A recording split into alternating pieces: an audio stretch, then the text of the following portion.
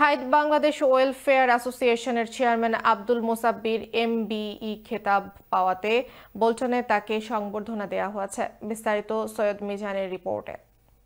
Hide welfare chairman Abdul Mosabbir MB খেতাব লাভ করা সাগর গ্রুপের পক্ষ থেকে এক সম্বর্ধনা দেওয়া হয়। আব্দুল মন্নানের পরিচালনায় এবং আলী রেজা সভাপতিত্বে অনুষ্ঠিত সভায় আরো উপস্থিত ছিলেন নর্থ ইস্টের স্থানীয় নেতা। We are so proud because this is the Bangladeshi Tanore work, তানোর অতদিনের মেহনত, তানোর মানে এটা reward করা হয়েছে।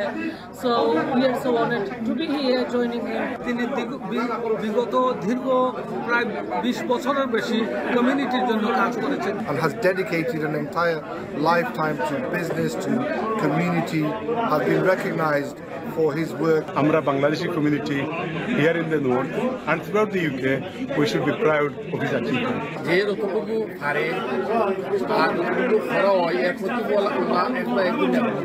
অত্যন্ত গৌরব মনের একজন মানুষ।